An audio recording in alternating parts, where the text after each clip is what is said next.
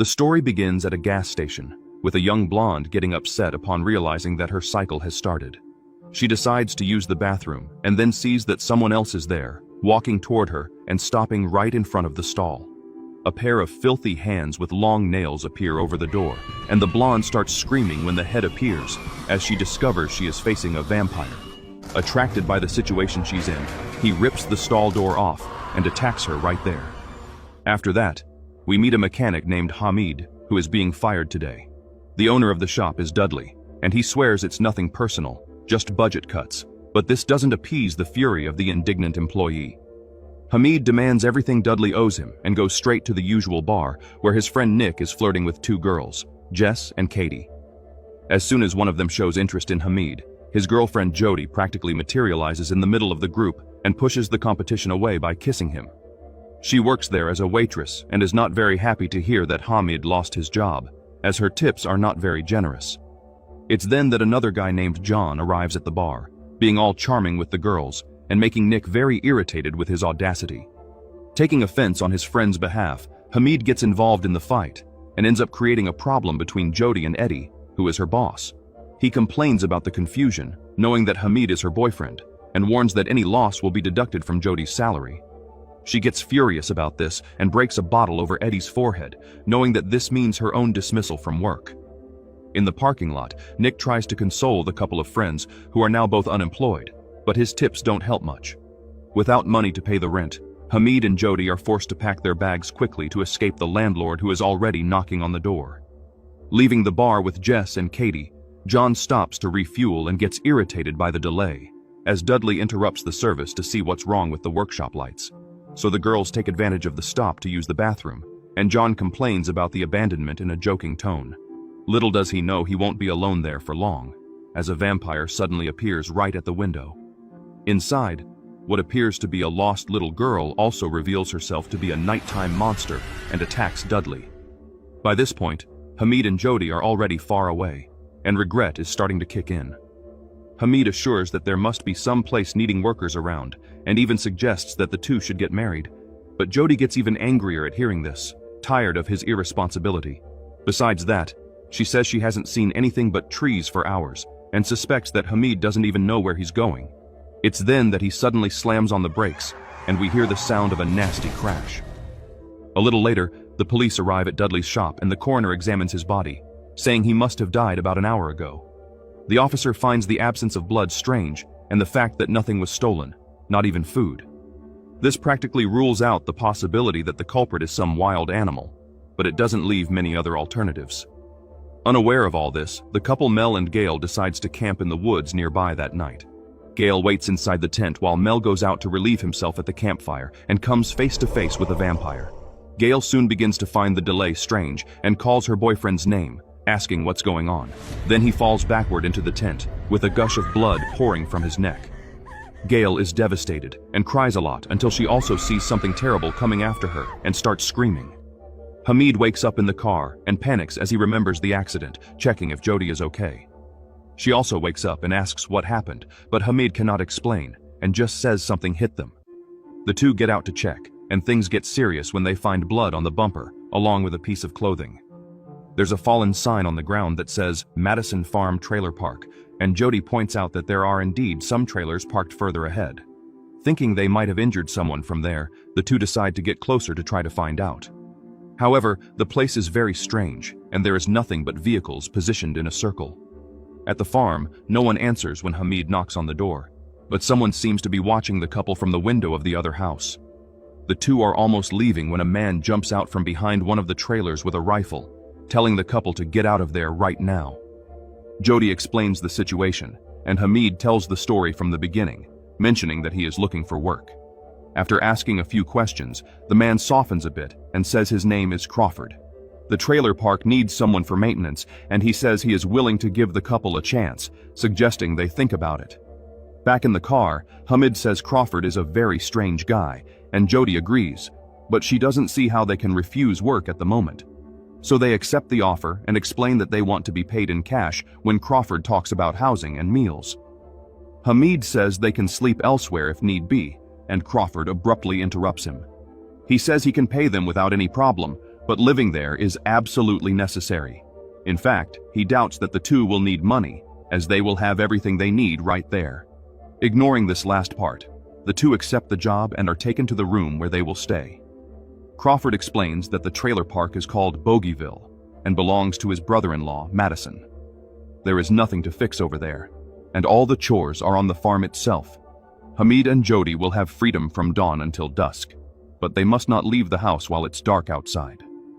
It is also forbidden to receive visitors at night, and in addition, both the basement and the attic must always remain locked.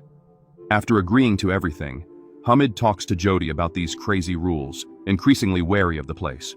She doesn't mind much and tells Hamid to get out of the bathroom to let her enjoy the rare silence.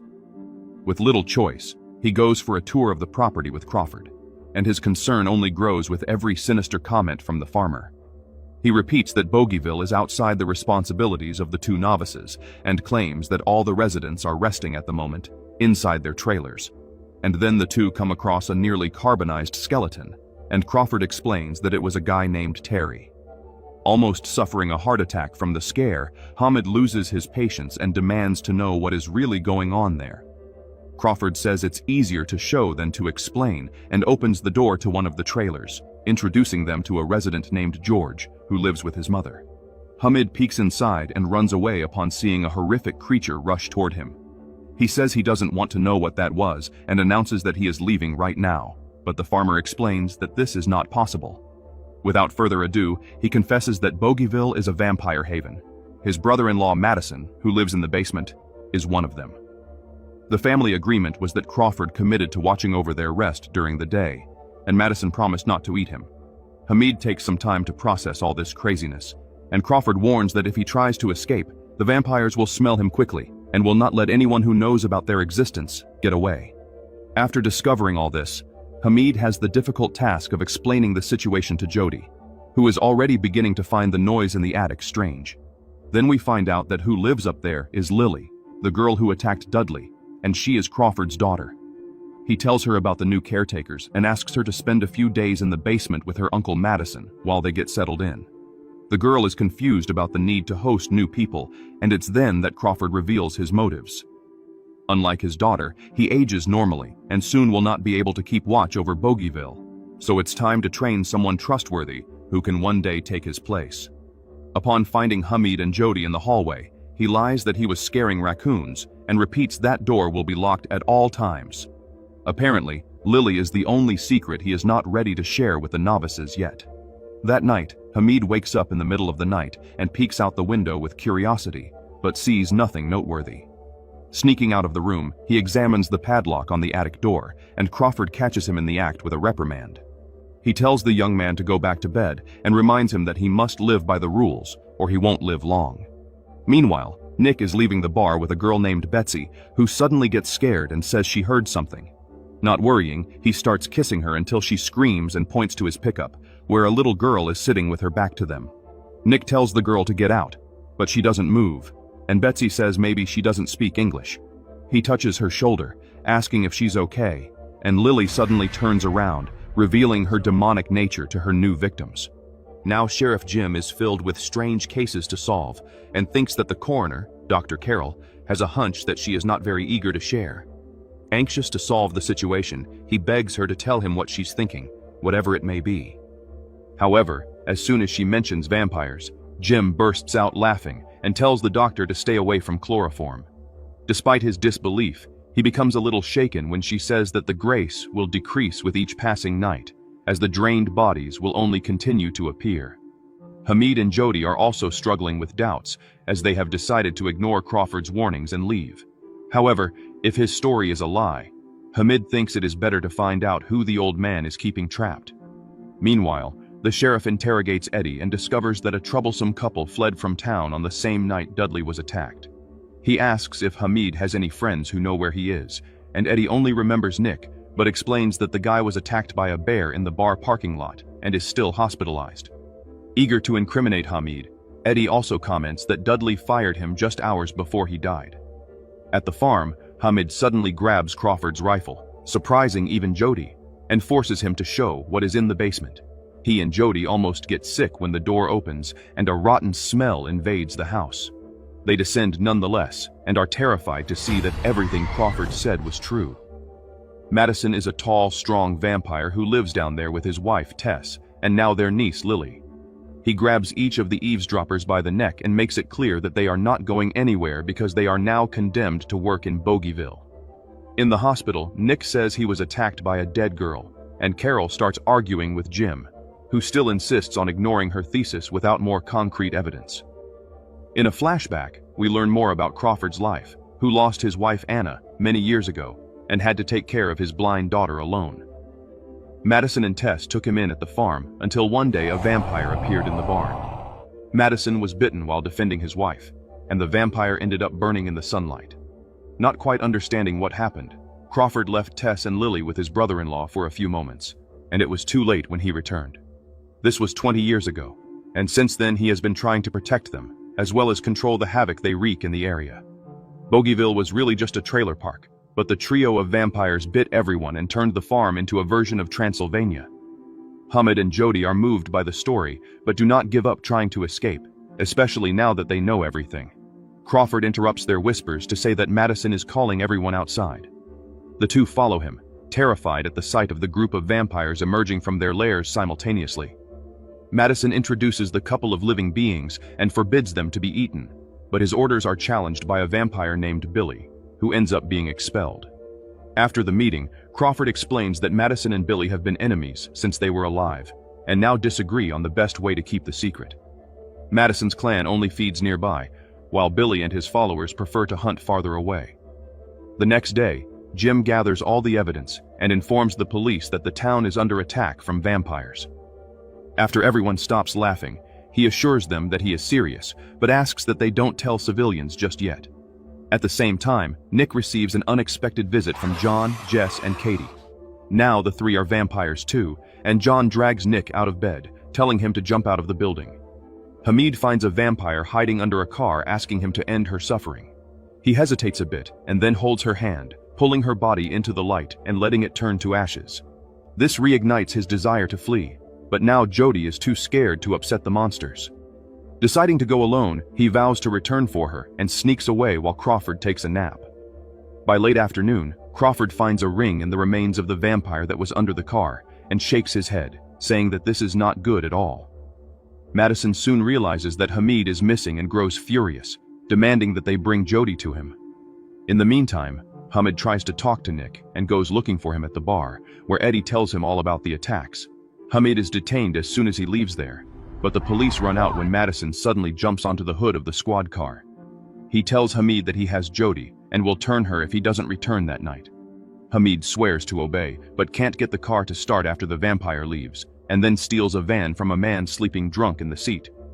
Before returning to Bogeyville, he tries to find Nick at the hospital and is horrified to discover that he fell out of a window. It is almost dawn when Madison attacks a traffic guard to feed Lily, warning that she needs to eat soon before the sun rises. At the same time, Hamid makes it back to the farm and is greeted with gunfire from Crawford. He insists on blowing out all the tires to ensure the young man won't escape again, and only then takes him inside. Hamid is anxious to see Jody because of the threat Madison made, but Crawford doesn't want to hear it. He says that he will only let him go down to the basement once he explains where he has been and everything he has done. Hamid swears that he didn't tell the gang to anyone, but warns that the secret is hanging by a thread, as some of the vampires have been attacking a lot of people indiscriminately. Crawford seems worried when he mentions the police and also asks about that vampire who was under the car.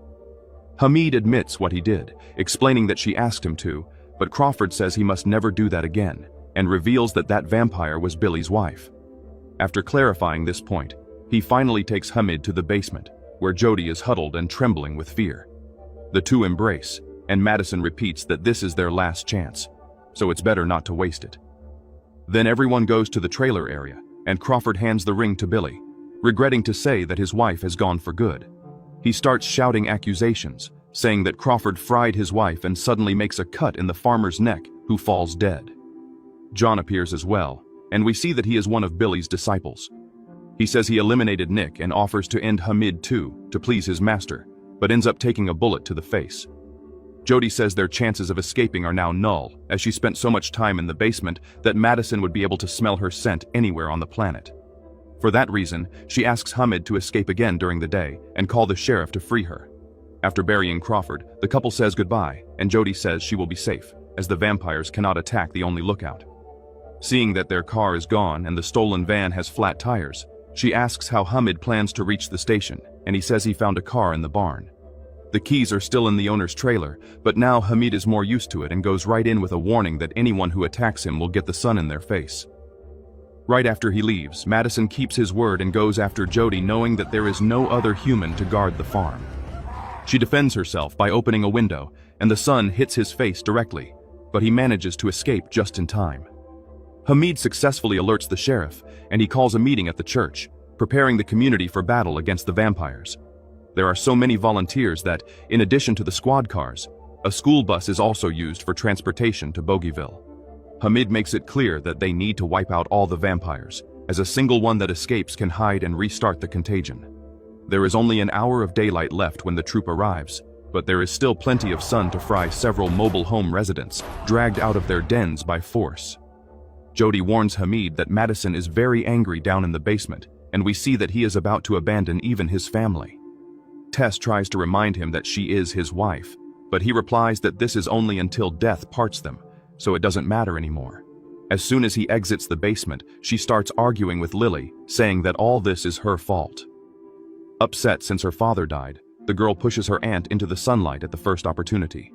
2 officers go down to the basement and say it is empty, not seeing Lily hiding in a corner. Suspicious, Hamid decides to check it himself, while Carol and Jim take several men to inspect the second barn. The group suffers a surprise attack from several hidden vampires, and Carol defends herself by shoving a head of garlic into a zombie's mouth. The sheriff praises her courage, and the 2 get scared when one of the vampires resurrects, but one of the deputy sheriffs quickly takes him down. Jim regrets bringing so many civilians into combat and apologizes to Carol for doubting her. Jody is already celebrating victory and even tells Hamid that they should steal the sheriff's car and run away together. But now he is responsible and decides to keep looking for Madison, as otherwise the couple will be condemned to sleep with one eye open for the rest of their lives. She says he is right and joins him in the hunt, but it doesn't take long before she is attacked by Madison, who pulls her under a truck and bites her neck. Jim arrives with his partner, and they shoot Madison out of the barn while Hamid tries to save his girlfriend. Unfortunately, Madison has escaped the area in his car.